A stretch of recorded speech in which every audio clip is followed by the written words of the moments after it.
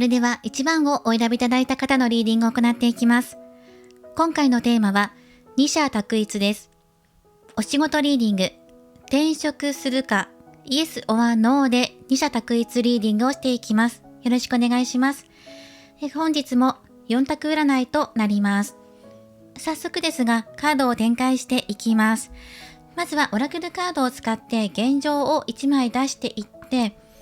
そうですね、もうすでにアドバイスカードも出してしまいましょう。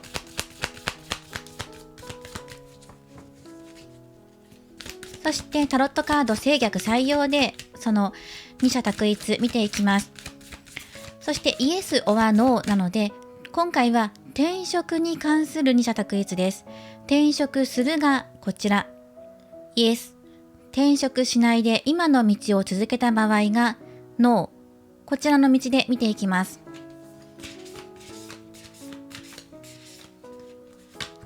はい、まずね現状とあとアドバイス1枚出していきます。ごめんなさい、アドバイスは2枚出していきましょう。二者択一なのでそれぞれのアドバイスっていうことなので後でめくっていきますね。そしてもうタロットカード出していきます。シャッフルしてあります。こちらから展開していきます。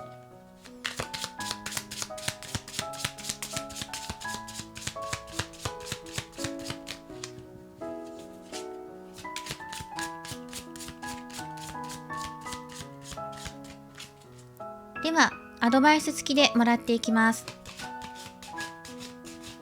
はい、オリジナルの展開となります。めくっていきましょうね。ワンドの6番逆位置です。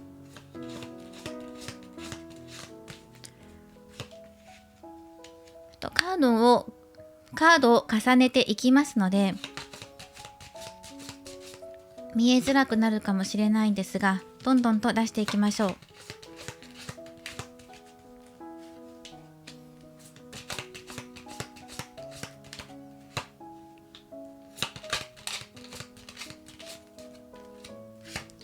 価格は後で調整します。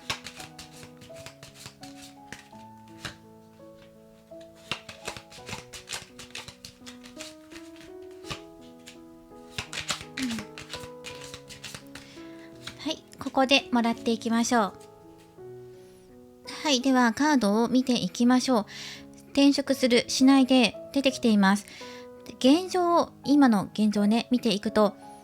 転職を考えている方もいると思います。なぜだったら今の続けているお仕事っていうところで苦しいからっていうのが入ってきています。今回ねお仕事がテーマなので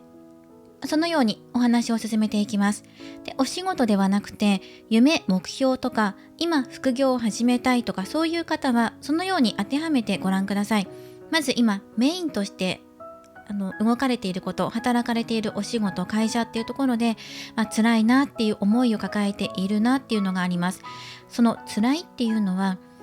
自分の能力を発揮できていない、もっと自分の能力を生かしたお仕事に就きたいっていうようなお気持ちがあるんじゃないかなっていうのが出てきています。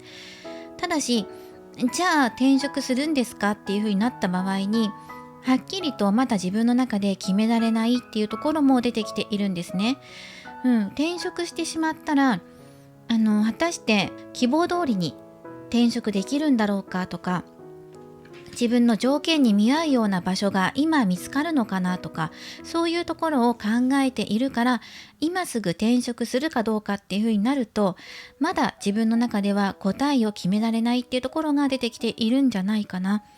ただし、もし転職するのであれば自分の今まで培ってきた知識、特技、そして才能を生かしたようなお仕事をしたいっていうふうにね、それを自分のライフスタイルとして確立させていきたいっていうところが出てきています。今はそれをまだものにできていないので、いつかものにしたいなとか、自分の働きやすい環境で自分の技を活かせるようなところで働いていきたいなっていうお気持ち出てきています。そうですね、今のお仕事を続けていく場合っていうのが最終的には何らかの形であなたの中で一つ結果が出るというか、ね、今のお仕事を続けていくのかどうかってことに対して、今の会社に対してのストレスの原因が突き止められて、そこをクリアになっていくのかもしれないし、いろんな意味であなたの中で一つ結果が出るでしょうって、たくさん考えていたり悩んでいたりとかすることに対しての答えが出る。で、自分の中で結構ネガティブに考えていたりとかしていたんですよね。自分の好きなことでお仕事をしていきたいとか、今の会社に不満があるとか、そうだな、自分の特技を生かして今の現状だと自分の技がそこまで全て発揮できていないような環境にいるってあなたが思っているんじゃないかなと思うんです。不満が少し出てきているので、だからそこに対しても一つ結果が出るというか、いろいろ考えすぎていたことに対して現実を見れるようになっていくような結果っていうのが出てきています。人間関係とかもあまり良くないのかなっていうのが一部出てきています。周りの人たちのことを気にしていたりとか、気にしすぎていたりとか、あと評価っていうところですね。会社での業績、成績、評価、上司からの見方、周りからの視線っていうところを気にしすぎていたかもしれませんね。ただその苦しいことって今まで耐えてきたことずっとあったんじゃないかなって。だからその苦しいことから抜け出したいとか、自分の力がちゃんと発揮できるような、ちゃんと認めてもらえるような場所に行きたいとか、そういうお気持ちですね。だからその楽したいとか、もっと楽に稼ぎたいとか、それはズルするとかじゃなくて、もっと楽に自分の実力が発揮できたりとか、認めてもらえるような場所で働きたいっていうことですね。そういうお気持ちがあるんだと思います。そこに対しても最終的には現実に目を向けることができる、地に足をつけて物事を見ることができるっていうのがあるので、これがポジティブな意味で働いていくのであれば、今の職場に対してある程度自分で見切りをつけるとか割り切ることができて、現実今自分が取り組まなきゃいけないことっていうのが出てきているので、そこに目を向けて取り組んでいくことができる。ただしそれが違う方に働いていくのであれば、現実を知ることによってますます転職したいなって思うか、いずれの形にしろはっきりとあなたの中でこれからどうやってやっていくかっていう一つの答えがこれからこの今の生活の中で出てくるんじゃないかなっていうのが出てきています。もし今のお仕事を続けていく場合っていうのは、そうですね、アドバイスとして視野を広げていくことだったりとか、周りを気にしないこと、あなたの目線、あなたの視界に入ってくるもの、そこに自分の正しさとか答えっていうのを見てください。周りの人に左右される必要はありませんっていうふうに出てきていますね。今は枠組みの中でとらわれていたりとかする可能性があるので、そこから抜け出すよっていう風に出てきてるんですね。最終的にどんな形であれですよ、今の仕事でやっていこうっていう風に思えるのか、または違う風に思えるのか、どんな形であれ、今そのとらわれているものから抜け出して自分の中で一つ答えが出てくるっていう風にアドバイスが入っています。またはそのようにね、視界をクリアにしていって、その自分の将来先っていうところを見つめていく。今とらわれていることに縛られずに、先っていうのを考えていって、周りに左右されずに自分がどうしたいのかっていうところを見たときに答えが見つかるよっていう風にアドバイスが入ってきています。それは今あなたが理想に描いているような未来ではないかもしれないし、現実と理想が違うかもしれない。まだ差があるかもしれないんだけど、じゃあどうすれば自分の個性や才能を生かしたりとか、周りにもっと認めてもらえるような、やりやすいようなお仕事をしていけるかとか、見つけていけるかってところに、あなた自身が一つ答えを出していく。現実に目を向けて、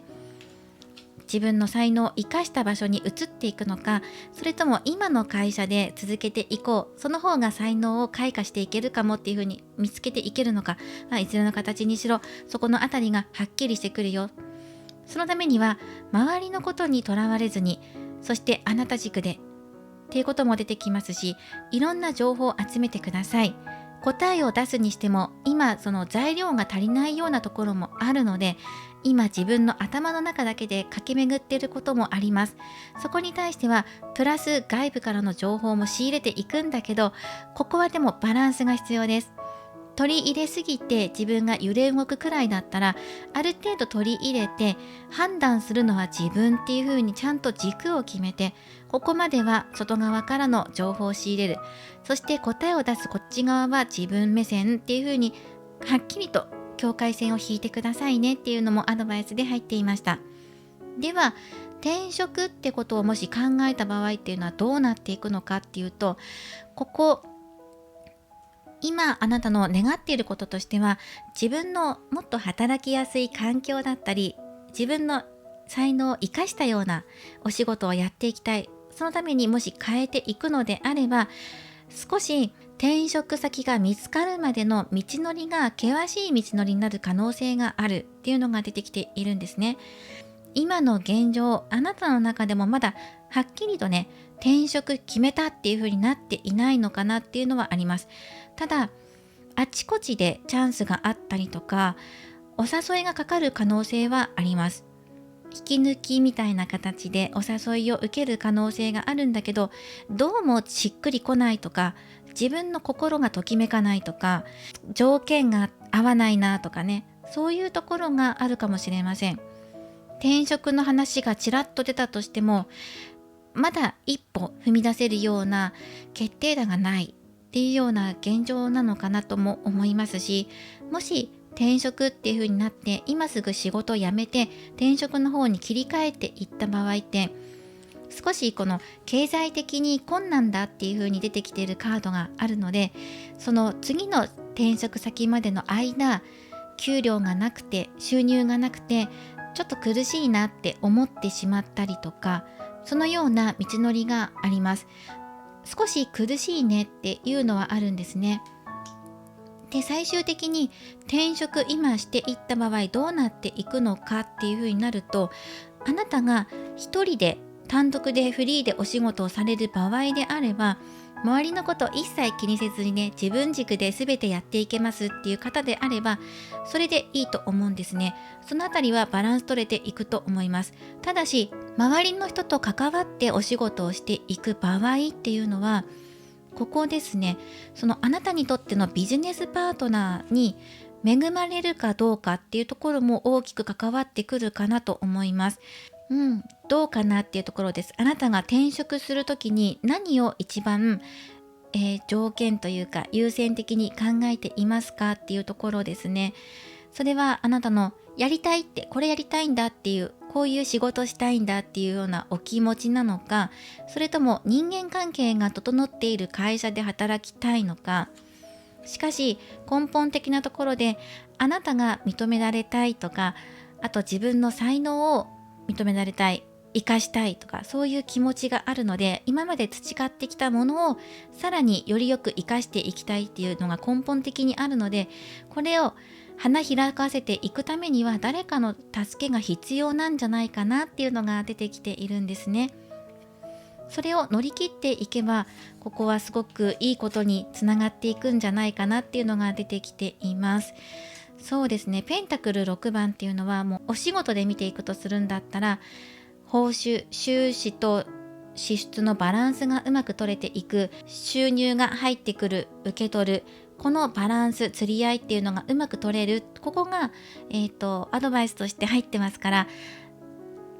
どこかで妥協することも必要になってくるかもしれない。でも全体的なことで言えば、あなたが納得して、そして取り組んでいけるようなことを目指してくださいっていうふうに言われてます。あまりね、妥協っていうふうなことを聞いたら、なんか我慢しなきゃいけないのかなって思うかもしれないんですけど、我慢とかじゃなくて、もし我慢で言うとするんだったら、転職先が決まるまでの間っていうのはある。だけど、その転職先が決まってしまえば、あなたにとって条件のいいような場所に巡り会えるとか、そのあなたにも多少ね、妥協する必要はあるんですけど、でもあなたの才能を生かしていけるような場所っていうのが見つかります。この後あなたが転職していくのであれば、ここですね、根を張る、そのあなたが根を張って豊かさをこれからどんどんと打ち出していくっていう流れが出てきています。地盤を固めるってことですね。根を張っていくってことは地盤を安定させる、自分をしっかりと足元固定させて、これから先過ごしていくお仕事の中であなた自身が安心感だったり豊かさっていうのを得るっていうのがアドバイスとして入っています。そのために転職の方に動いていく。もしあなたが転職をすると決めた場合は、ただここのアドバイスカードで言ってるのは、自分の信じる道に手を伸ばしていって、そしてそこで地盤固めをしていきましょう。そうすることであなたは豊かさを受け取ることができますし、そして成長していきます。この木のようにずっと大きくなって根を張って、で季節によって葉を茂らせたりとか、その四季それぞれに合わせて過ごしていく、長く過ごしていくよっていうのがここでも伝わってきます。自分の心を信じてください。転職する場合ですね、ここもうまいバランスが取れるでしょう。そのようにあなたの方から働きかけてください。あなたにとっての今条件何でしょう。環境でしょうか、才能を生かせる場所でしょうか、人間関係、収入、収支のバランス、いずれかの中であなたの条件に合うような場所を求めていってください。ただし、すべての条件にピタッと当てはまるまでに少し時間がかかる可能性があるので、中には例えばね、働く時間が少し思ったよりも長いんだけどそれ以外はすべて条件が合う場所とか、ちょっとだけ妥協する可能性が出てくるかもしれないんですよね。最初は少し収入が低いんだけど、でも自分の才能が認められたら、そこからぶわっと収入が上がっていくっていうような確信がある場所に働くのかもしれないし、初めは何かしらどこかでちょっと妥協が必要になるかもしれません。あなたが一番大事だと思っている条件に対しては根を張らせていきましょう。基盤を作っていきましょうっていうのが出てきています。はい、ちょっとね、道のりは長いかもしれないっていうのが出てきているし、誰かの協力は必要っていうのはあるんですよね。どちらにしろ今のあなたのその考えてること、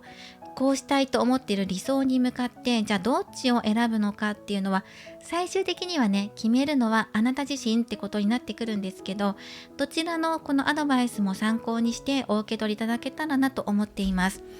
そして、タロットカードからアドバイスをもらっていきましょう。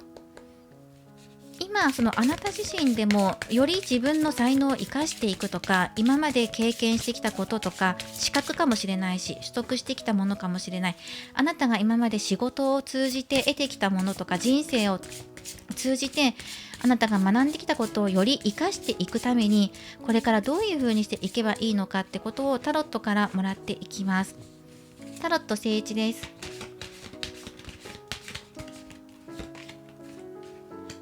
はい、ペンタクルのプリンス、ナイトです。もう1枚出します。マジシャン。この2枚のカードで見ていきましょう。アドバイスでもらっていきます。もしそうですね、あなたが転職ってことをもしどちらかというとね、こっちの方に今考えてるよっていう風な方は、これから先の可能性っていうのがあります。あなたの手先を生かしたようなお仕事とか、その特技、まさに特技ですね、あなたの知識や特技、技っていうのを磨けるような場所っていうのを求めていくといいでしょう。これから先の道っていうのはあなたが作り出していくんです。あとは自分の中で決めたら動く。もし今のところでね、自分の才能を生かしたいとか、ここで頑張っていきたいって結果が出るのであれば、こちらはこちらで良い結果が出てきていますし、こちらはこちらで時間はかかるけど、でもそこで根を張ってあなたが頑張っていけば開花していくものがあるよっていうふうに言われているので、あなたはどんな判断をしますかってところです。ただし急がなくてもいいです。いずれあなたの中で決まってくることがあるので、決まった時に動いてもいいです。これはナイトのカードでもあるんですけど、動くっていうカードなんですが、でもね、ゆっくりと着実に実りに向かって動くんだっていう風に言われてるんです。しっかりと地に足をつけて動いていく。まさにこちらのカードと少し似てますね。根を張って地固めをしながら一歩ずつ着実に進んでいく道を選ぶといいよっていう風にアドバイスが言われています。もしどっちにしようかって悩んだ時は、自分の可能性を信じて、そして自分の特技や技を活かせるような方、そして確実にゆっくりとでいいから進めていける方っていうのがアドバイスとして入っています。ただそうだな、今のお仕事でいる場合も、そして転職する場合だとしても、何かしらスムーズにいかないことっていうのは出てはくるんですが、でもね、今のお仕事続けた場合でも自分の中ですっきりと視野がクリアになって物事を見ていけるようなことも出てくるだろうし、転職っていう風に決めた場合でもちょっと先が長くて一時期収入がなくて苦しいなっていうような思いを通り過ぎた後に豊かさっていうところにつながっていくので、ここね、ペンタクル6番、バランスが取れていくでしょうっていうところで、自分の条件が見合うような場所に巡り会える、収支のバランスが取れるってところも言われているし、ただ必要になってくるのは苦しい過程を超えて、であなたにパートナーや、あとこれお仕事のチャンスだったりもするので、きっかけがとかタイミングがちゃんと合えば、そこからあなたが転職ってところに行動に移して、あとは根を張っていくってところですね。このアドバイスを参考にしてください。まだね、はっきりとどっちがいいっていうのは、今回この1番の方ははっきりとは出ていなかったです。どちらにしてもそれぞれこれからあなたが培っていくものとか、生かしていくもの、さらにね生かしていくものとか、耐えていくこと、どちらもあるんですけど、ただその中であなたが得られるものっていうのはどちらもあるから、あとはご自身がその時どう動いていこうとか、やっぱりね続けていこうとか、やめようとか、その時思った時に一つの指針として今のリーディング参考にしていただけたらなと思います。そしてお選びいただいたこちらのカードです。これは春ガイトというパワーストーンです。今ストレスを感じていませんか？あなたの身の回りを今一度見直してみてください。特に衣食住です。そうですね、ライフスタイルっていうところでしょうか。不要なものを手放して自分を育んでいきましょう。デトックス・ユア・ライフ。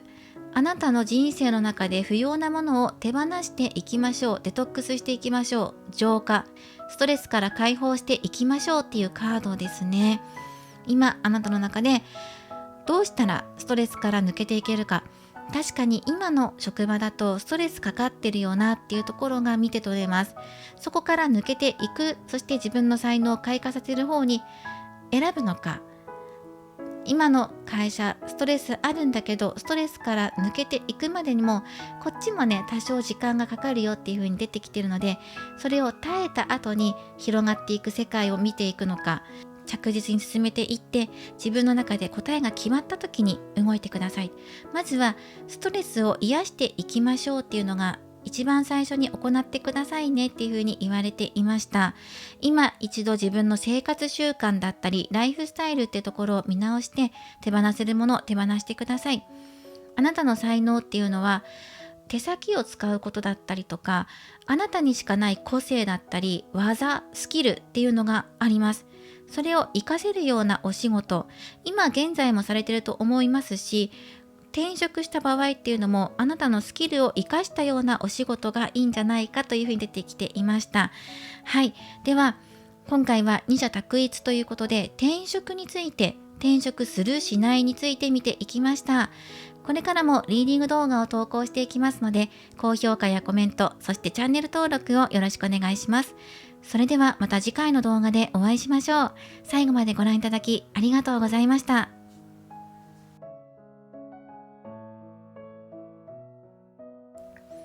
それでは2番をお選びいただいた方のリーディングを行っていきます。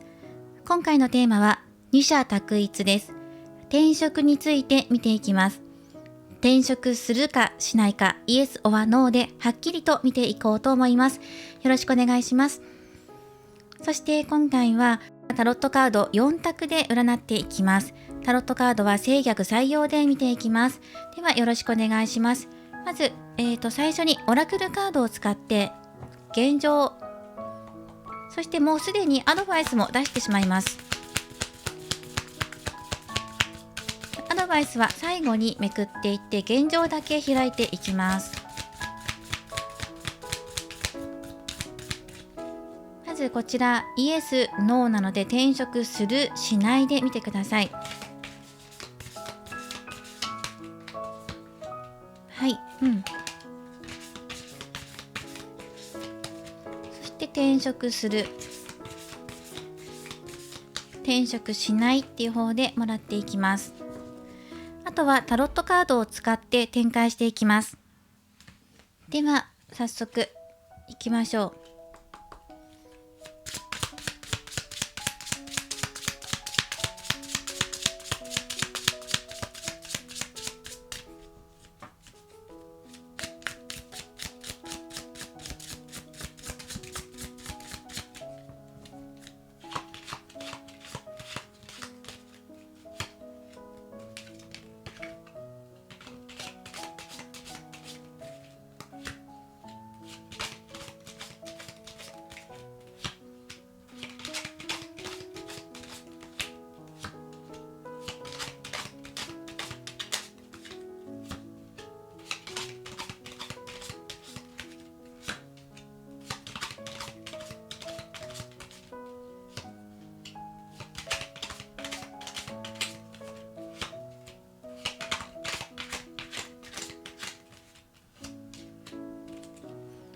はい、では見ていきます。まずそうですね、ここの今の現状とかあなたのところを見ていると、今はそうですね、今のお仕事を頑張っていこうっていう風に傾いているのかなという風にも見て取ることができます。ただそこでずっといるというよりは、どの場所に自分が行ったとしても、どの方向を選んだとしても、自分がより良い自分になっていきたいっていうお気持ちが強いし、目的をしっかりと持ってやっていきたい、周りに流されたくないし、自分軸でありたいとか、そういうのもあります。しっかりとした目標が今あって、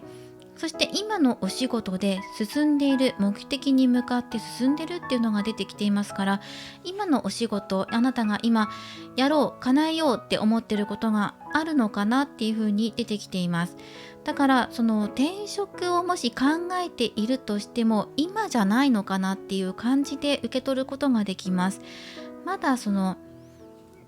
急を要さないというか、急いで物事を決めようとしていなくて、どちらかというと今その目の前の目的や目標のことを取り組んでいることっていうのが今あなたのウェイトを占めてるんじゃないかなと思います。そうですね、たとえもし転職することになったとしても、自分の理想を叶えるためにとか、より良い自分になっていくためにより良い場所へ行くとか、目標を持って進んでいきたい、仕事を通じて自分がもっと成長していきたいとか、より良くなっていきたいっていう思いがちゃんとここにあるので、自分のいるべき場所ってじゃあどこなのかなっていうところで、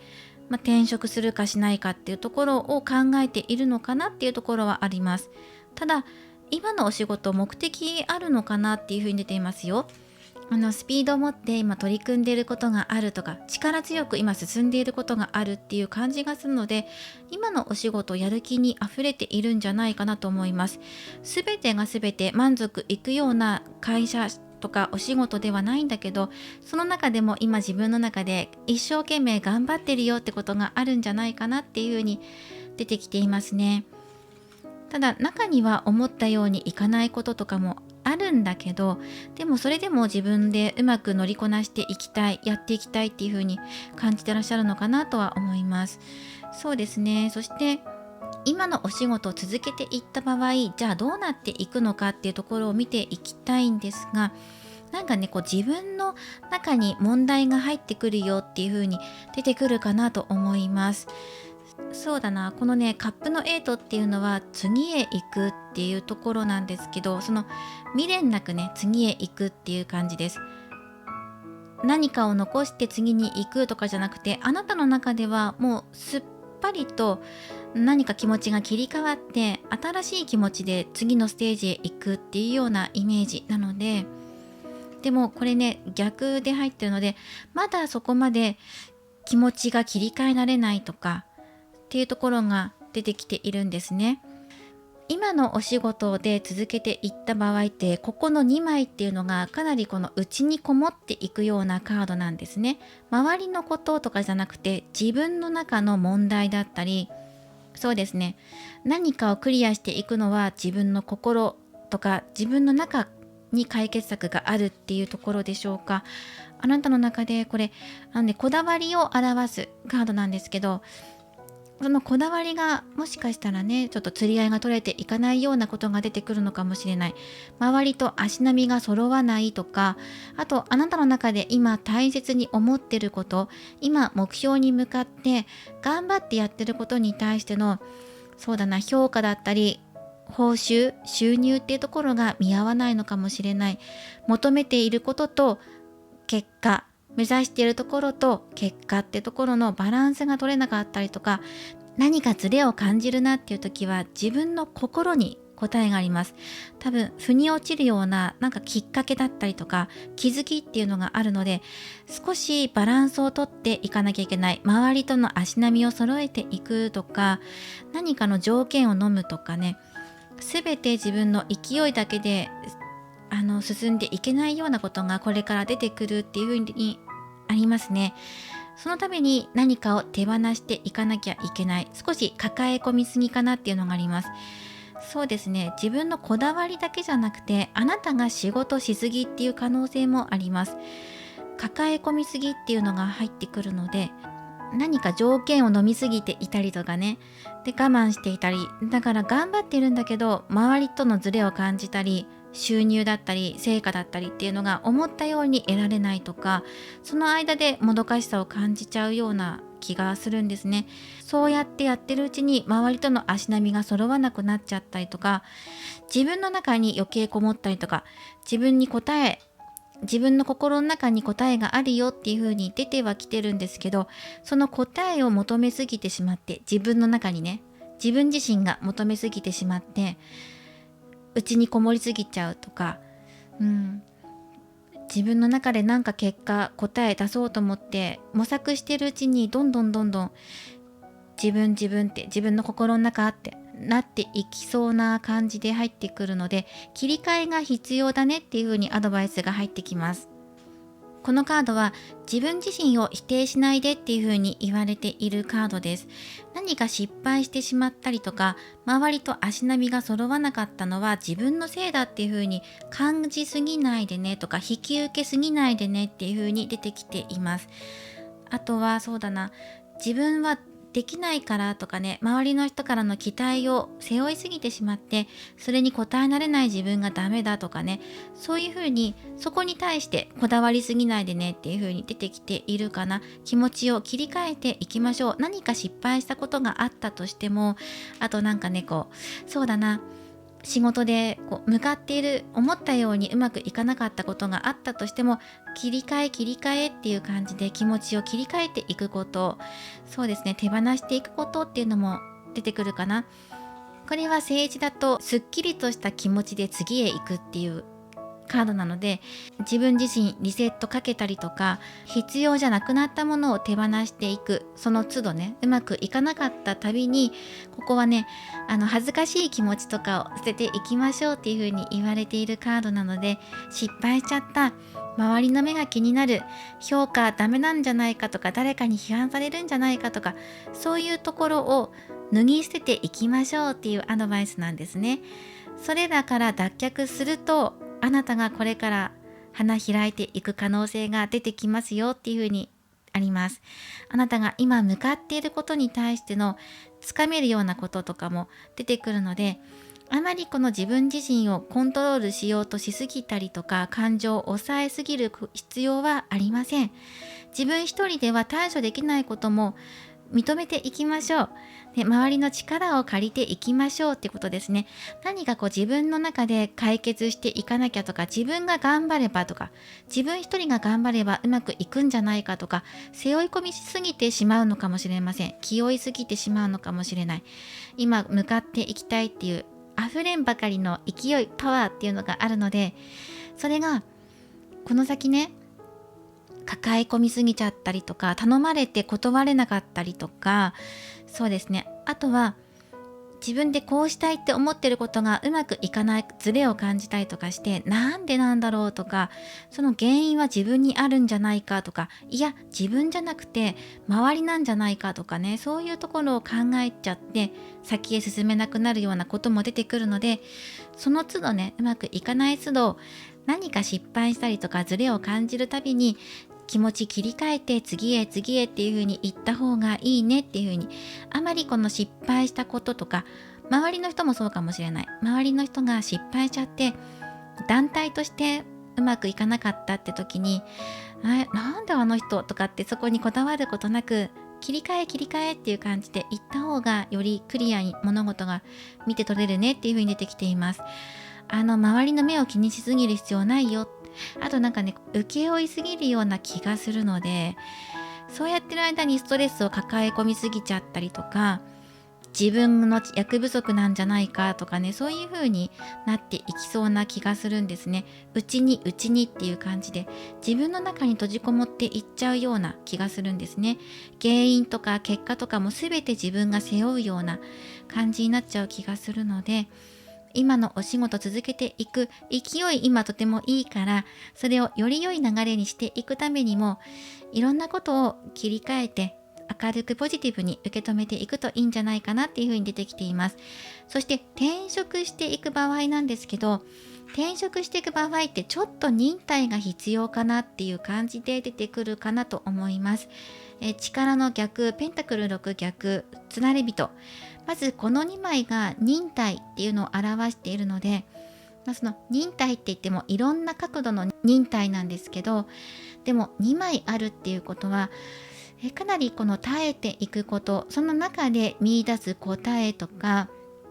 中にはあなたの方から寄り添っていくことも必要かなっていうふうに出てくるんです。寄り添うっていうのは会社側に寄り添うとか、条件に対してあなたが歩み寄る、多少妥協していくとか、納得して進んでいく必要があるんじゃないかなっていうのが出てきています。そうですね、今そのあなたが転職を考えているかって言ったら、どちらかというと今の仕事を頑張りたいっていう方が気持ち傾いていると思うんですね。もしあなたが転職していくのであれば、そうだな、自分の今までとは全く違うような業種を考えている可能性もあるのかなと思いますね。ただどちらにしろ、その転職するっていうことに対して、ここね、鏡が曇っている、煙に包まれているようなオラクルカードなんですけど、あなたがまだはっきりと視野が見えない、広がっていかないというか、クリアになっていかない、鏡が曇っていて自分の表情が見えないとか、自分の中で答えが見つからないとか、そういう風になっていく感じ、そこを耐えていけるのかどうかっていうところなんですけど、でもね、スターのカードが入ってるんですよ、正位置で。だからあなたが夢、希望とか目標とか、自分が転職に対してこういうことしたいって、こういう仕事とかこういう条件がいいとか、そういうことを感じているのであれば、その気持ち大切にしてって、それは叶うよっていう風に出てるんですね。それを掴み取ることができるって。高い目標であったとしても時間がかかるかもしれないけど、いずれあなたは掴み取っていく。まだ先行き見えない不安とか、そういうのに包まれているかもしれないし、実際今のお仕事を辞めて、じゃあ転職活動しますってなった時に、時間かかったりとか耐えることっていうのがテーマで入ってくるので、その中であなたが諦めずに取り組んでいけば、必ず掴み取っていけるものがあるって。だってスターだもん。あなたはスターになるよって、注目される人になるんだよっていう風に出てきているから、それがあなたのお仕事ねって出てきているので、自分のそうだな、もっと成長したいとか、自分の目標に向かって進みたい、目標がしっかりと定まって自分が進んでいけるような、そういう環境で働きたいっていう方は、その目標、大きな目標に向かってあなたが諦めずに活動していけば掴み取れるよっていうふうに言われているので、もし転職ってことを今考えていて、それは果てしなく大きな目標で、今すぐね生計立てていけるかってどうかってちょっと疑問だなっていう風に感じてる場合でも、それ諦めずに向かってひたすらに頑張って取り組んでいけば、必ずここを掴み取っていけるとか、周りの人から注目を集めるとか、そういうことが出てくるよとは出ています。ただし、そうですね、いかに自分が辛抱強く取り組んでいくとか、もちろん知識とか経験とか積んでいくことっていうのも大切になってくるでしょう。はい、そういうね、試練みたいな感じで自分がスターになっていくためには、下積み時代っていうのが出てくるかなっていう風に入ってきています。そうですね、関係性を表すようなカードも出てるから、それはその収支のバランスもそうだし、周りの人たちとか自分の目標に対してもそうかもしれないけど、そうですね、その今まであなたが築き上げてきたものをまっさらな状態で、全く今のお仕事とはね違う業種を選ばれる可能性もあるんですね。だからこそ下積みが必要なのかなとも思います。今までその夢だったことを叶えようっていう風にね、もし転職するんだったら、自分が将来なりたいと思っていたあの職業に就くっていう風に決めるっていう感じが入ってくるんですね。ただそのあなたがスターになるためには、少し時間をかけて地ならしをしていったりとか、周りとの関係性を築いていくことだったりとか、下準備下積みっていうのが出てくるかなと思います。ただでもそれをね、辛抱強く取り組んでいくと、あなたが大きな成功とか掴み取るようなものが出てくるんじゃないかとは出てきています。でもたまにこの自分何やってるんだろうっていうふうに思っちゃったりとか、自分自身を疑ってしまったりとか、自分の心が曇ってしまって目標を見失ってしまいそうになったりとかっていう時も出てくるから、そういう時にちゃんと鏡をキュッキュッて拭いていって、もう自分はこの輝きに向かってやっていきたいんだっていうこの目標を見失わずに取り組んでいけば大丈夫っていう風に出てきていました。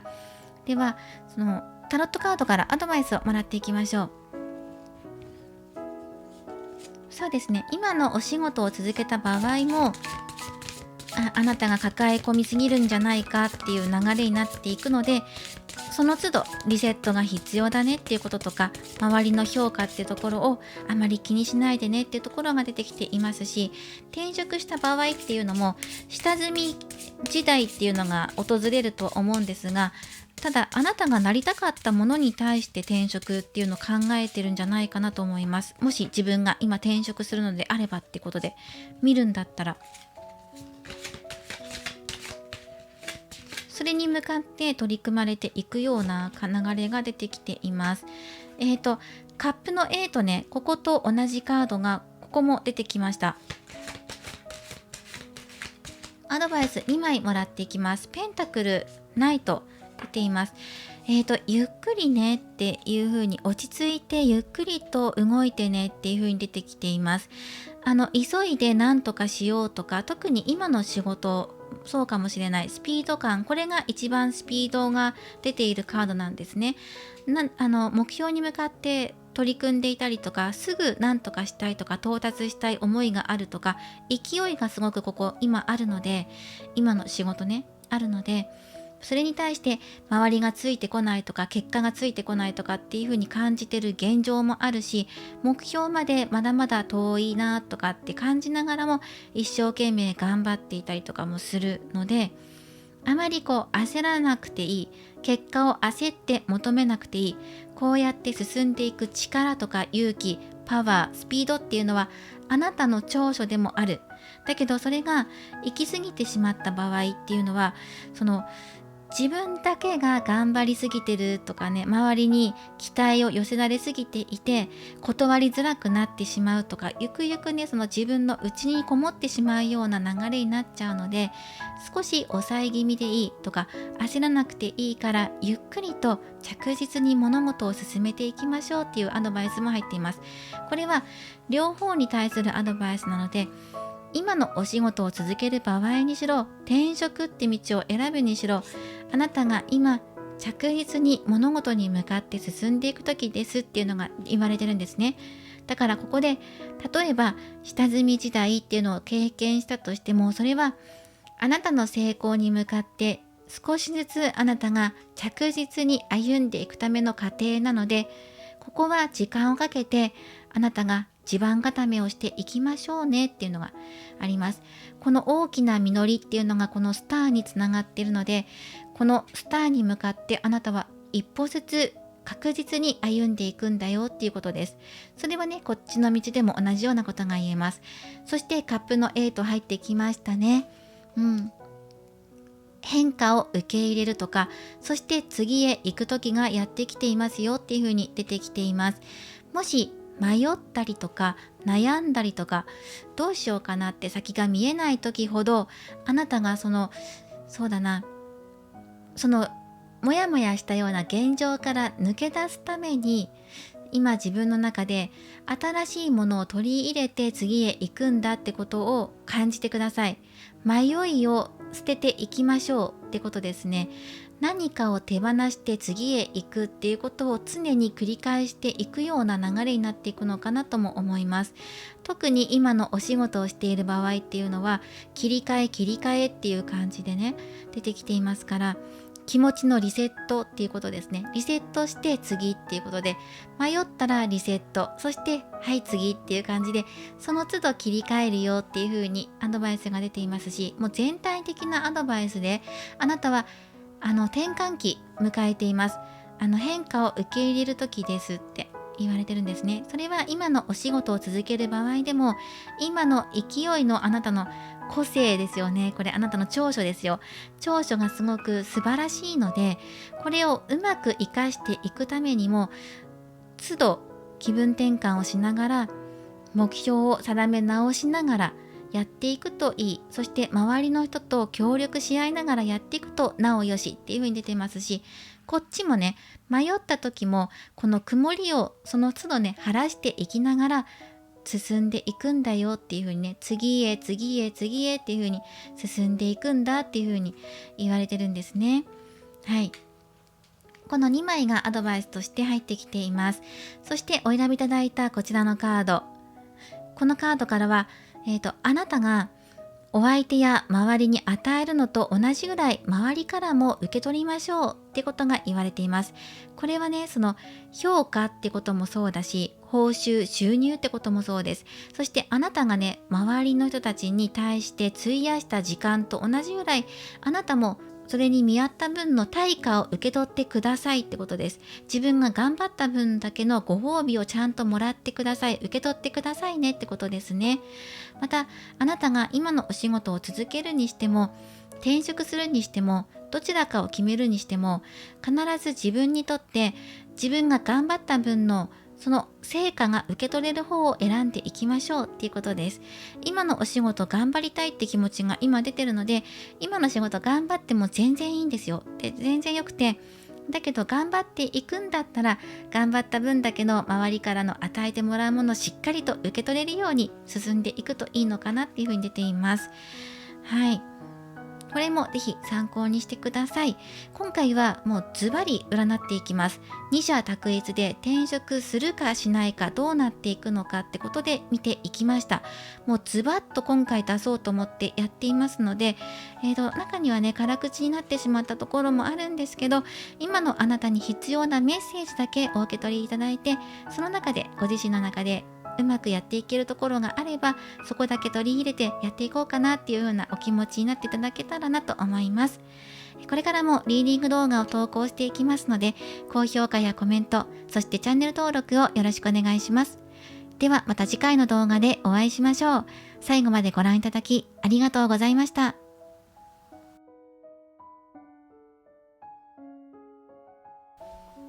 それでは3番をお選びいただいた方のリーディングを行っていきます。今回はズバリ占います。二者択一。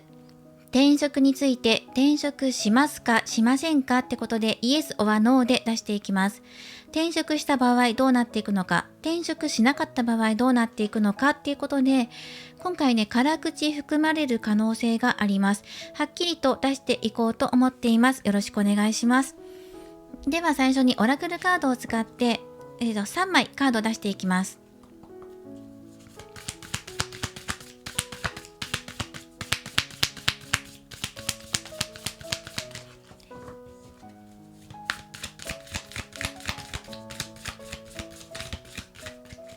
はい、では出していきます。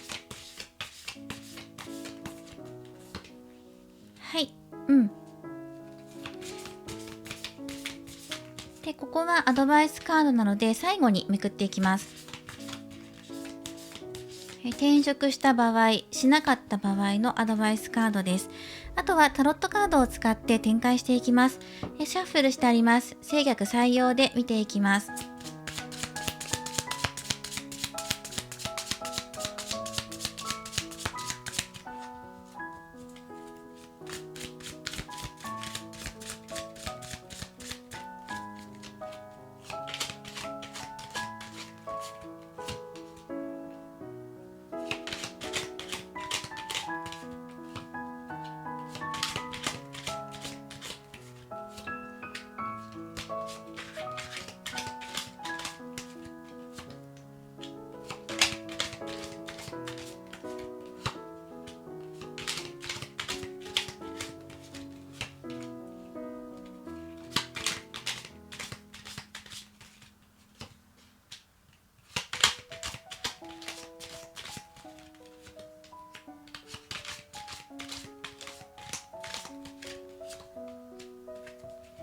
はい、これで見ていきます。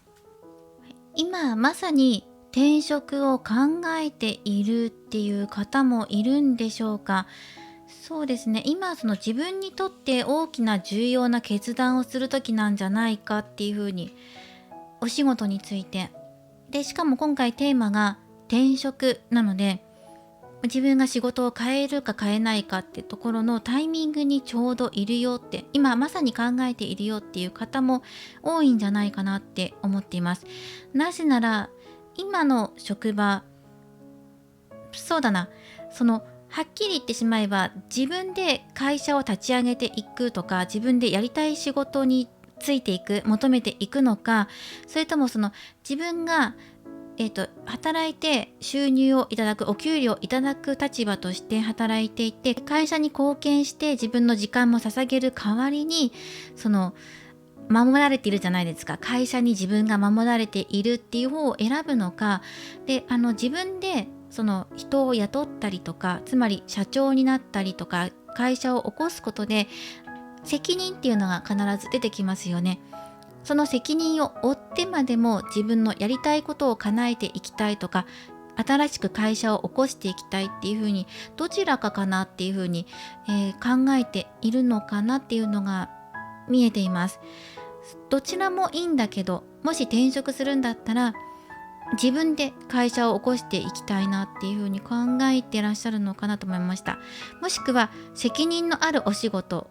立場、役職っていうところで引き抜きがかかってるのかもしれないしね、スカウトが来てるのかもしれないし、自分で責任を負う立場になっていくのか、それとも守られた会社の中で自分が働いていくのか、どちらかかなっていうことで、今ちょうど悩んでるというか、ふわっと頭に出てきていて、今そのタイミングなんじゃないかっていうタイミングっていうのが入ってくるので、だから本当にお仕事を立ち上げようっていう話が持ち上がってる方もいるかもしれません。いずれにしろ、もし転職するんだったら、自分が新しく会社を起こして自分が責任者となってやっていくとか、リーダー的立場として自分が動いていくような展開っていうのを考えてらっしゃるのかなと思いました。お仕事で活躍したいというか、張りが欲しかったり、仕事イコール人生みたいに捉えている方も多いでしょう。お仕事っていうのはやっぱり自分の生活を多く占めていますから、いかに仕事を楽しくやっていけるかとか、自分のやりたいことをやりやすいようにやっていけるかとか、生き生きして取り組んでいけるかってことが、あなたの中でお仕事の一つの基準になっているところがあるんじゃないかなと思うんですね。いやいや仕事やるよりだったら、もうはつらつとしてやっていく、そんな職場がいいとか、そんな仕事を選びたいとか、そういうところにいらっしゃるんじゃないかと思うんです。そしてその基準で物事を見たときに、じゃあ自分が安全に守られて、ある程度責任も取ってくれる会社の下で働いていくのか、自分が責任を負って自分の好きなことを仕事にして会社を起こしてやっていくのか、そのどちらかなのかなみたいな、どっちにしようかなっていうところで、まさに今その時が回っていたりとか、なんだろうな、自分の中で漠然としてるかもしれないんだけど、もし決めるんだったらそういうところなんじゃないかなっていうふうに感じてるのかなっていうのは出てきています。より自分が生き生きとしていくのはどっちなのかなっていうことですね。そうですね。責任を負うようなお仕事、リーダーになったとして、じゃあ実際に責任を求められた時に自分がそれを答えていけるのかっていう自信もちょっとないし、かといって守られてはいるんだけど、そこで生き生きと自分が動いていけないんだったら、それもちょっとなっていう感じで、どっちかっていうふうに言われたら、基準となるのは自分が生き生きとしていける方、はつらつと生きながら、輝いて生きながら仕事できる方を選びたいっていうのはある。でもどっちってなった場合には、まだちょっとね、タイミングは来てるんだけど、少しなんか決め手が欲しい、なんかもうちょっと情報欲しいなっていうところで入ってきています。では今のお仕事を続けていった場合ってどうなるのかなっていうのを見ていくと、そうですね、ここね、カップの5番が入ってます。これは何か、失ってしまったものへの悲しい思いっていうのを表しているカードです。その失ってしまったものっていうのがどこで出てくるのかっていうと、これは感情を表しているので、周りの人に対してがっかりしちゃったりとか、あとは自分が頑張ってきたことに対しての結果や収入がちゃんと見合っていないことに対して、会社に対してね、なんかこんなんじゃなかったよねみたいな感じでがっかりしちゃうようなところが出てくるのかなっていうのはあります。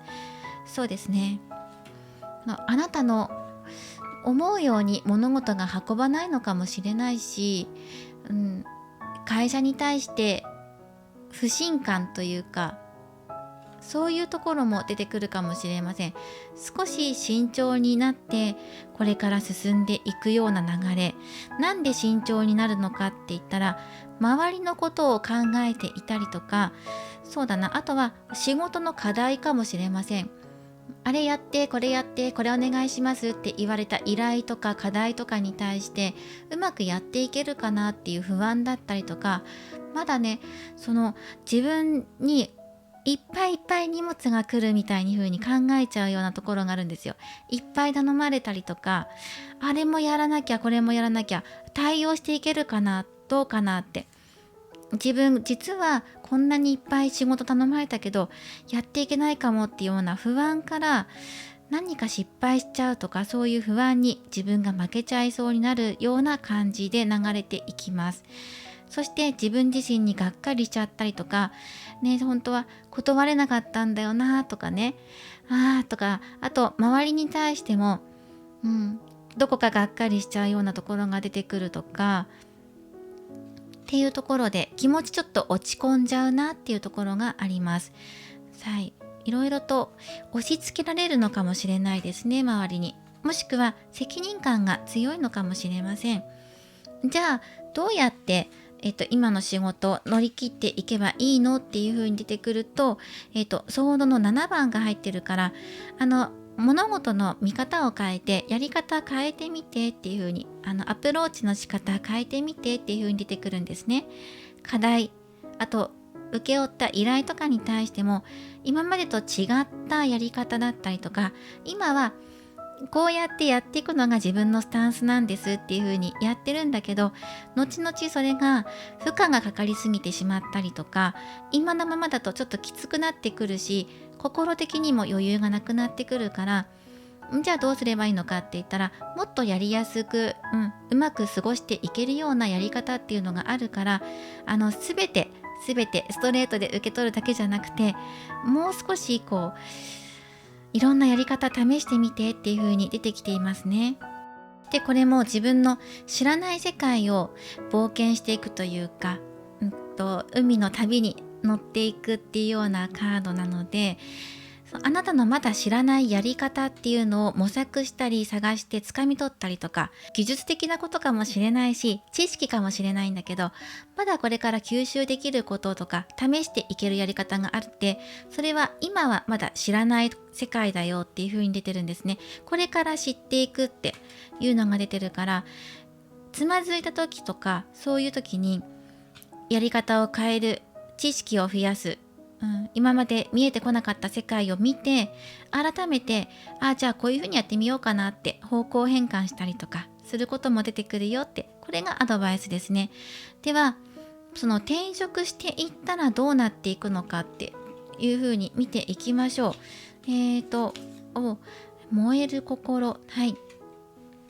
あなたのそうですね、燃える心、これらから解放されていく、すごく美しい気持ち、ハートを持っていますね。もともとあなたはそうなんだろうな。そうですね。そして解放していくっていうのがワードで入ってくるので、美しく解放していくっていうのが出てきているので、閉じ込めているものとか、閉じ込めてきた思い、我慢していたこととか出てくると思うんですね。それは転職する道を選ばなかったとしても、多分あなたの中で抱えてしまうところがあるんじゃないかなって思うんですよ。だから自分の基準となるのは、自分がより生きやすい道とか生きやすい環境、生き生きと自分が活躍できるような場っていうのを、まずあなたの中で一番重点を置いてるんじゃないかなって思うんですね。生きがいのある職場っていうんでしょうか。人間関係とかも含めて、そして何より一番大事なのが、その場所で自分が輝いて目標を持ってやっていけるかどうかってところなんじゃないかなと思うんですね。責任ある立場だからとか、そうじゃないとか、収入が高い低いとか、そういうことじゃなくて、一番大事なのは自分がやりやすくとか、なんて言ったらいいんだろう、輝いてやっていけるかどうかとか、そういうところ、我慢しないでとか、そういうのもあるのかな。我慢しちゃうところがあるから、そこをあまりいやいや我慢するんじゃなくて、もう少し心を解放させて、自分の本来の魅力を発揮できるような、楽しいって思えるような仕事に就けるかどうかっていうところなんじゃないかなと思っています。そして転職していった場合っていうのは、やっぱり切り替えが必要だねっていう風な流れになっていくんですね。でも最終的には、あなたがちゃんとまっすぐと自分と向き合って物事に取り組んでいけるとか、転職した先でより自分の気持ちを解放していけるとか、責任ある立場になっていく可能性が高いので、その時に周りをまとめる時に、時には厳しいことを言ったりとか、確実さとか堅実さを求めていくとか、そういう可能性があるんですね。安定させていくためにはとかね、地盤を固めていくためには、時には自分自身にも厳しくなるだろうし、周りに対しても厳しくするだろうし、そしてペンタクルっていうのは成果物、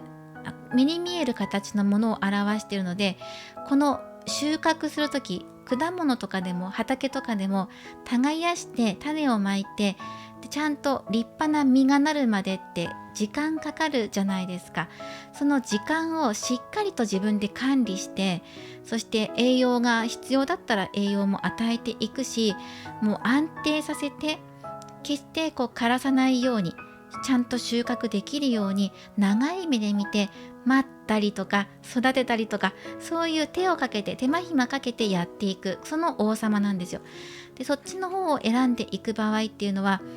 やっぱり時には耐えたりとか、苦しい思いをしたり、厳しいことを周りに言ったり、自分に求めたりとか、そういうことも必要になってくるでしょう。ただしそれを乗り越えた先に、真のあなたの心の解放っていうところにつながっていきます。デビルの逆も入っていますから、本当に自分のやりたかったことに目を向けることができるでしょう。それはいろんな束縛とか、そうだな、ここもね、解放っていうカード、こっちも解放っていうカードなんですよ。あなたを苦しめているものから解放されるとか、苦しめてるものだけじゃなくて、自分自身、厳しく見ていたりとか、自分のことをね厳しく見ていたりとか、だって周りの人たちにね、安定したものを供給していこうと思ったら、自分がまずしっかりしなきゃってところになっていくので、その時に弱いところ周りに見せられないなとか、悩んでる姿見せちゃいけないなとか、そういうところでぐっとねこらえる時がやってくるんじゃないかなっていうのが出てくるんですよ。フラフラしてられないなとかね、決めたからにはちゃんとね成果残さなきゃとか、そういうところが流れで見えてきているので、結構ね抱えるもの多いんじゃないかなって思うんですね。もともと多分ねこっちの道も抱えてるものが出てくるので、あなたがそうなんだと思う。自分の中で自分一人が頑張っていればいいんじゃないかとか、うまくな周りが収まっていくんじゃないかとか、自分を押し殺して周りのことを考えたりするところがあるんじゃないかなって思うんですよ。だからより自分が輝いていけるような場所っていうのを本当は求めているんじゃないかなって思うんですね。で、転職しなかった場合だとしても、知らなかった世界を知ることによって新しいやり方方法が見つかって、自分がよりやりやすくなっていくでしょう。転職していった場合もやっぱりこの責任っていうところは入ってくるので、抱え込みやすいあなただから、結構ねぐっとね頑張ったりとかするところが出てくるんですけど、最終的には己の解放っていうところにつながっていくので、我慢してきたこともそれはね責任取る立場だから、社会的立場で我慢したりとか耐えたりとか責任を負うってことは出てくるんだけど、それ以外のところでね、自分自身が真の自分ってところを見出すことができたりとか、立場を守りながらも自分が生き生きと最終的に活躍できるような職場を作っていけるっていうね、それぐらい忍耐を持ってあなたは取り組んでいける道を選ぶんだってことね。だからそういう意味でこのカードも出てきてるのかな。組織とか会社とか、それについて自分が深く考えているっていうのが今のあなたの、現状とかそういうところで入ってきてるので、まさにこの今一番最初にも言った通り、自分がこれから立ち上げていくのか、責任を負う立場になっていくのか、それとも守られる環境の中である程度自分が妥協していきながらも守っていけるような仕事を選んでいくのかっていうところをもう考えているのかな。根本的には自分が活躍していきたい、活躍というか目立つとかじゃなくて、自分が活力にみなぎって生活していきながら仕事していける、生き生きと仕事できるような場所っていうところを自分が仕事に対して求めているところがあると思うので、そうですね、転職する場合にしてもしなかった場合にしても、どんな形であっても今のあなたからは抜け出していけるよっていう風に出てくるんですね。そう、今の仕事でも新しいやり方見つかるし、学ぶこともたくさん出てくる。そして転職した場合でももともと持っている自分の我慢強さとかそういうところも生かしていくんだけど、でも抱え込みすぎるところっていうところは解放されていく、うまいバランスが取れていくよっていう風に出てくるんですね。気持ちの切り替えとかっていうのも必要になってくるし、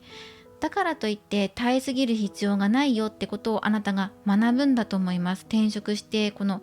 役職ってところをついていくとね、リーダー的存在というか会社を起こすよって人もいるだろうし、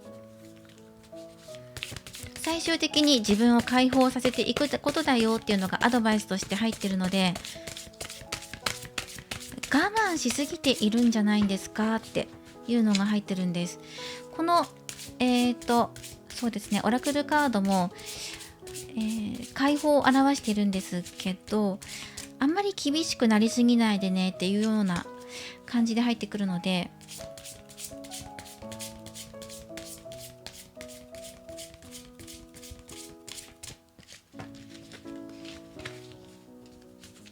最終的にアドバイスもらっていきましょう。ワールド、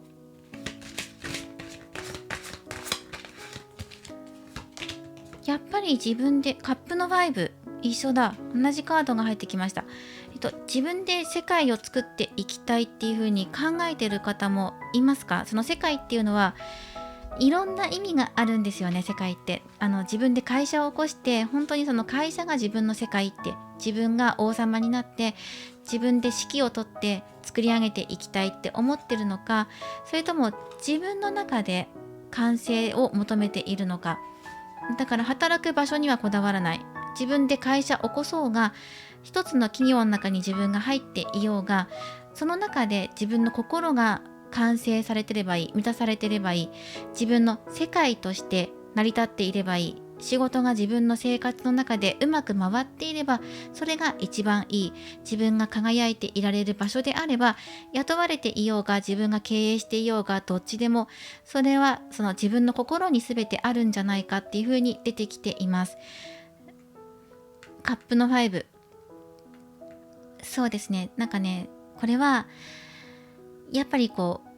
失ってしまったものに対してそこだけを見る必要なくて、その他にもいろんなこと、選択肢があったりとか、他にもあるよってことも教えてきてくれてるし、そうですね、あまり自分のこと追い詰めすぎないでねっていう風にアドバイスが入ってるかなと思います。もしあなたが悩んでしまった時とか、困っている時、本当に困っている時とかって視野が狭くなっている可能性があるんですね。で、そのやらかしてしまったことだったりとか、周りに対してなんでだろうって思ったことだけしか見えなくなる瞬間が出てくるので、そういう時は気持ち切り替えていくことが必要になってくるでしょう。または疲れていたりとか、心身ともにね疲れていたりとかするときは余計視野が狭くなりやすくなるので、その時は自分のこと意識的にリラックスさせていきましょうっていうアドバイスも入っています。これもアドバイスとしてお受け取りください。そしてお選びいただいたカード、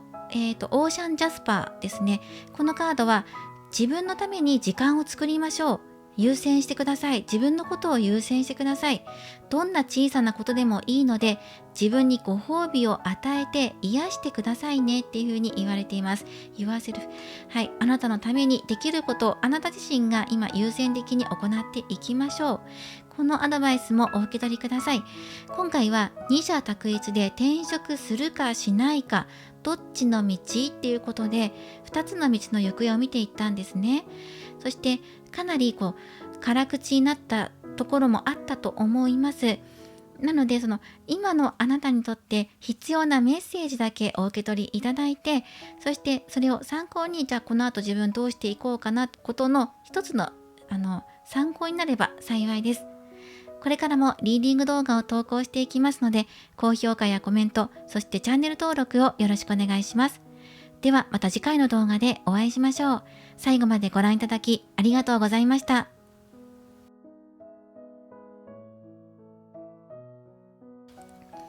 それでは4番をお選びいただいた方のリーディングを行っていきます。今回のテーマは二者択一です。転職するかしないか、イエスオアノーで2つの道の行方について見ていきます。今回ははっきりとイエスオアノーなので、ズバリ結果が出ると思います。中には辛口の内容が含まれる可能性がありますので、はい、こちらはあらかじめお伝えしておきます。ではよろしくお願いします。まずはオラクルカードで3枚カードを引いていきます。で3枚のうち1枚だけめくっていきますね。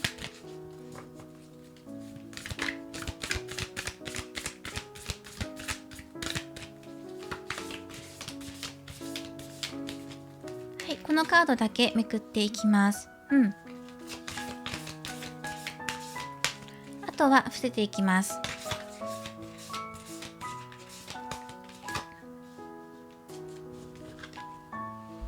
次はタロットカードシャッフルしてあります。正逆採用で見ていきます。ここからスプレッドを使って見ていきましょう。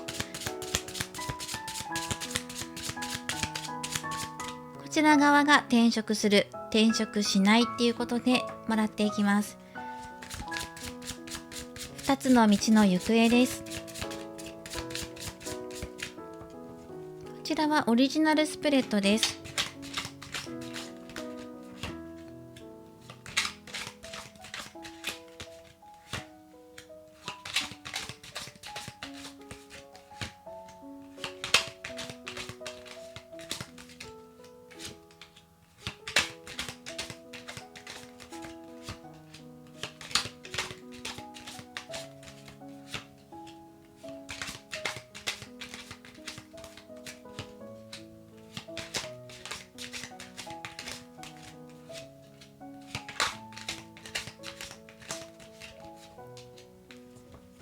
はい、出ています。見ていきましょう。そうですね。あなたはもともとその発想力が豊かだし、ユニークだし、純粋だし、いいですね。人からも慕われていると思います。そしてご自身の特技を生かしたお仕事にも興味があると思うんですね。そのご自身の特技っていうのはそれぞれあると思うんですね。発想力が豊かなので、いろんなものをアイディアが湧いてきて形にするような方かもしれないし、持ち前の愛嬌の良さだったりとか、人気があって接客業をしているよっていう方もいるでしょうし、いろんな形であなたの個性を生かしたようなお仕事をされている方が多いんじゃないかなと思いますね。もちろん自分がそんな風に表現していきたいとか、自分の特技を生かしたい、例えばその接客が好き、人と関わるのが好きだとしたら、そのようなお仕事をされていると思いますし、アイディアが湧いてきて新しい企画考えるのが好きっていう方は新商品開発の仕事をされていたりとかすると思いますし、あなたの個性、アイディア、そして愛嬌があって人気があるところっていうのがとても生かされているようなお仕事を求めているか、今現在その仕事に疲れているかっていうところであるんじゃないかなと思います。とても愛情深さっていうのをあなたから感じます。保育士さんだったり、そうですね、ペットや動物やお子さんを育むようなお仕事をされていたりとか、何かに愛情を注いだりするような方なんじゃないかなとも思いますね。ただし繊細さんですね。愛情深くて人に思いやり配っていけるんだけど、その分受け取りやすいんですよね、エネルギーを。そうマイナスなエネルギーも受け取りやすいので、繊細な部分がある、傷つきやすかったり、マイナスなエネルギーを受け取りすぎてしまうと、そこで立ち止まってしまったりとか、動けなくなっちゃったりとか、そういうところもあるんじゃないかな。争い事あまり好きじゃないとかね、何か争ってまで掴み取りたいとかね、成功させたいとか、そういう感じは求めていないんだよねっていう方が多いんじゃないかなと思います。では今のお仕事についてのアドバイスと、そしてこの先どんな風に流れていきますかっていうところを見ていきましょう。まず今のお仕事を続けていった場合っていうのは、ここね、その自分の自己ケアをしていきましょうっていうカードが出ています。あなたの体と魂どちらも疲れていませんか？そこを癒していく必要が出てきていますねっていうのがありますね。そしてそのアドバイスじゃないところ見ていきますね。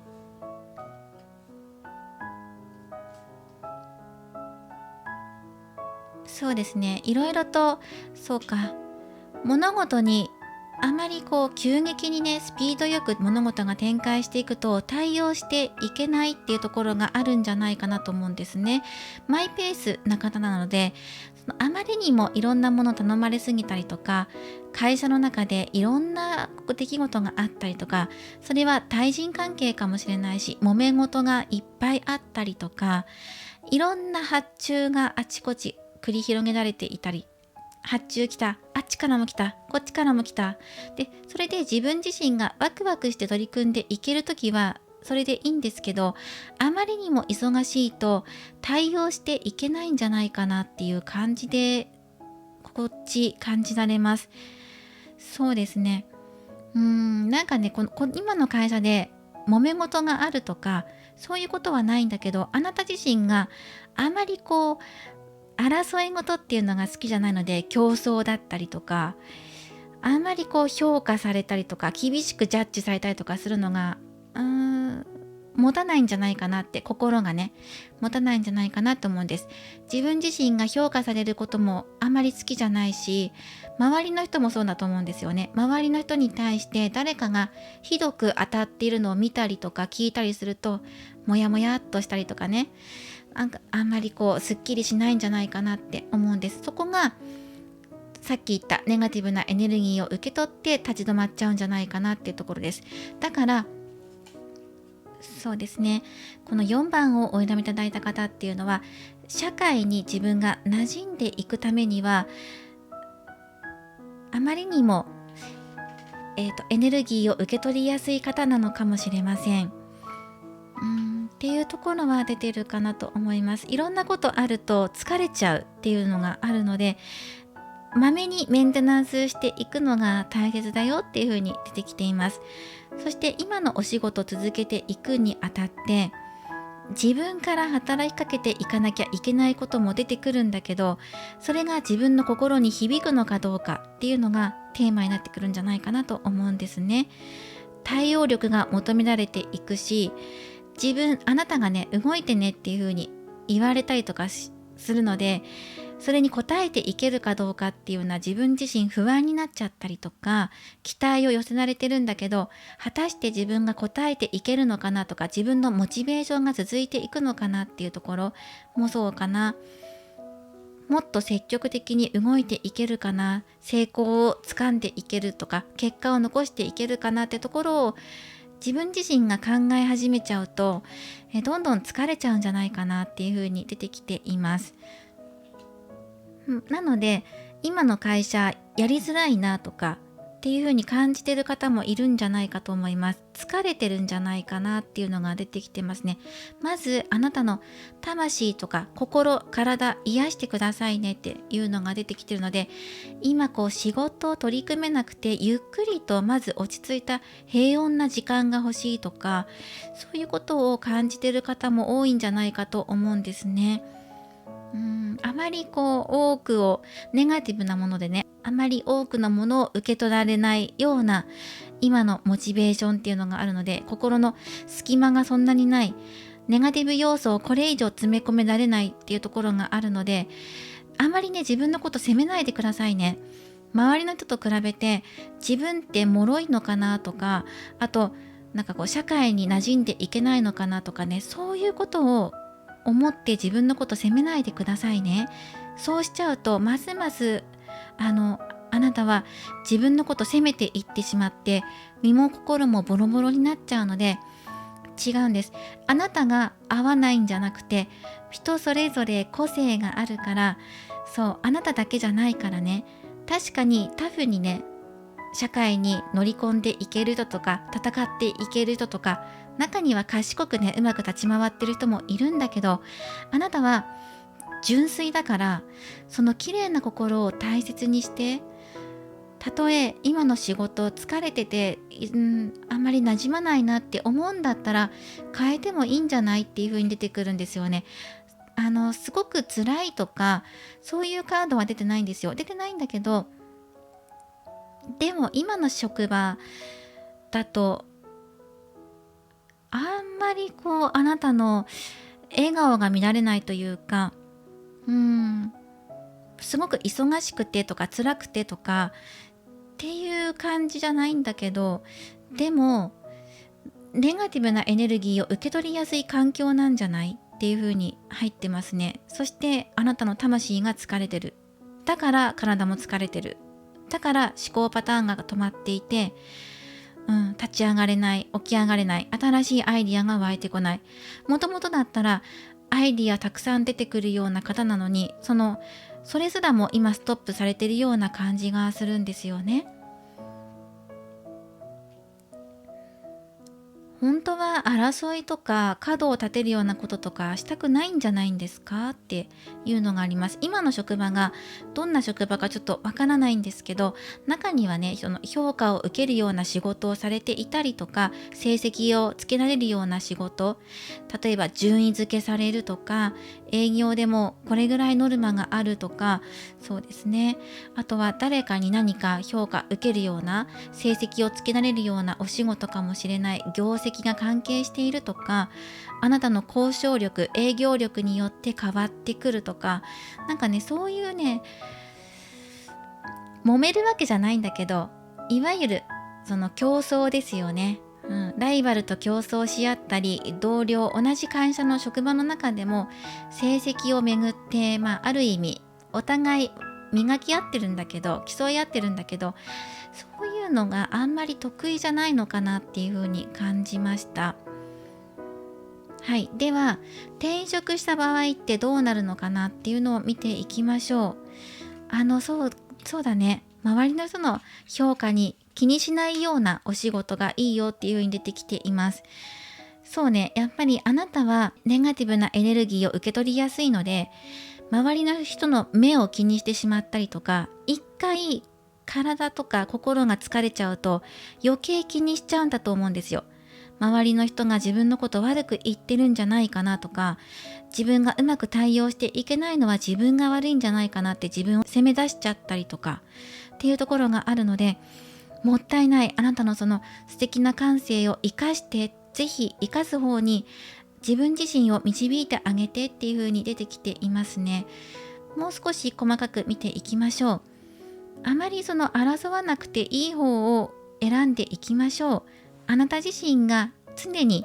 平和でいられる。常にっていうのは人間だから波はあるんですけど、できる限り周りの人と比べられることなく、争うことなく、あなた自身が純粋なままでいられるような道を選んでいくといいんじゃないかなって思います。で、今回この4番をお選びいただいた方、もし今の現状辛いなとか、社内、会社の中がきついなって、あと仕事そのものがきついなって思ってたら、一回休んでもいいんじゃないかなってはっきり出てきています。中にはどっちつかずとかグレーゾーンで出てきたっていう選択肢のところもあったんですけど、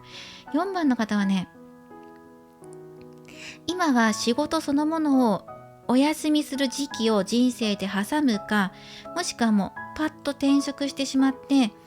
そして自分がやりやすいような職場、生きやすい、過ごしやすい環境っていうところを求めていった方がいいんじゃないかと思うんです。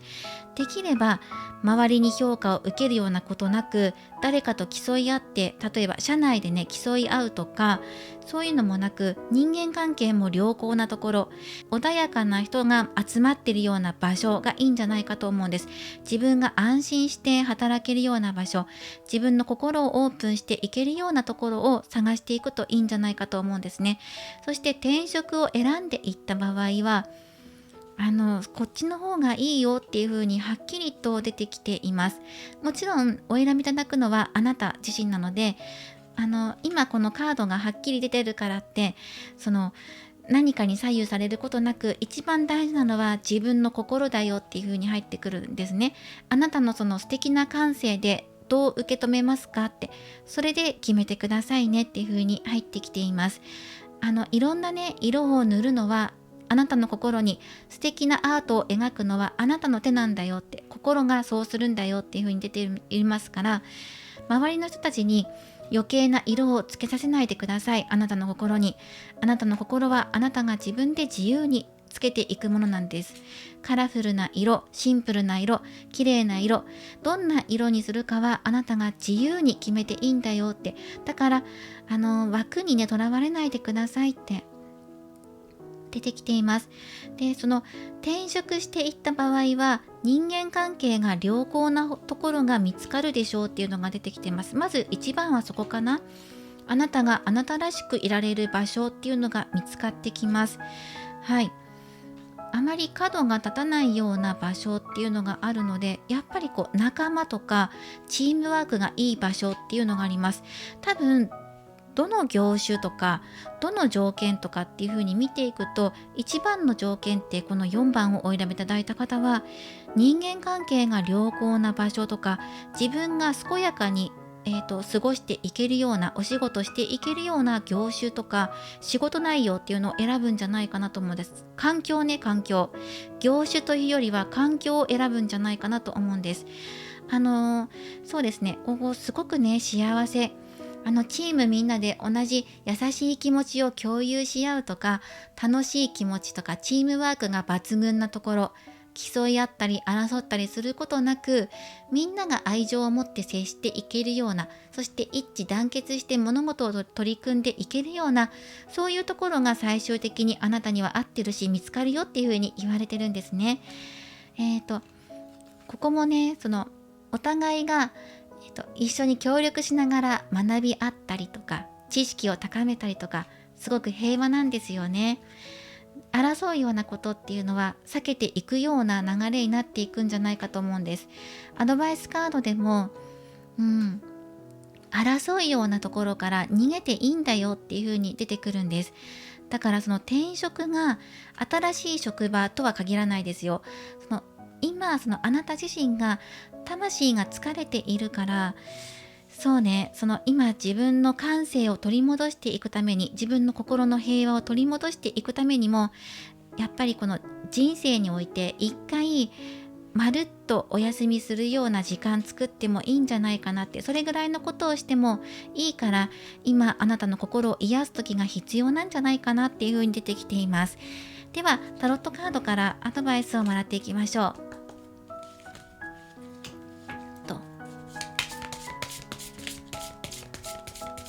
もし今あなたが疲れてるなって思っていて、少し休みたいなと思ってたら、それ全然悪いことじゃないので、まず気持ち、心、魂、体力、体ってところが安定していないと、次のお仕事ってやっていけないので、人ってまず仕事じゃなくて自分、まず本質的なところ、自分の健康っていうところをまず第一に考えてくださいっていうのがメッセージで入ってきています。絶対高校にとらわれていなきゃいけないとか、こうしなきゃいけないとか、争わなきゃいけないとか、そういうのじゃないので、今本当に辛いなと思っていたら、休んでもいいよって出てきています。ではアドバイスもらっていきましょう。はい、ワンドの9、もう1枚ですね、ソードのプリンス入ってきていました。ちょっとね、ガツッと入ってきてるかなというふうに見えますね。今いろいろ考えていませんかっていう感じで入ってきています。確かにいろんな材料を集めたりとか、自分が苦しくならないように対策したりとか、そういうことは今あなたは自分にとって必要だなって思ってるかもしれないけど、このまま行くと少し苦しくなっちゃう可能性があるので、どこかで見極めるタイミングっていうのが必要になってくるかもしれません。このまま進めていく道っていうのももちろん可能性としていいんですよ、あるんですよ。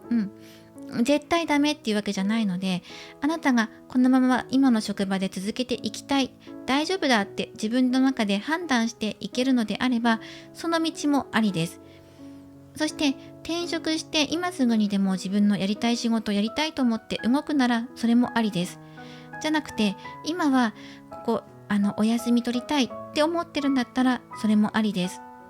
あまりたくさんのことを抱え込みすぎないでください。そして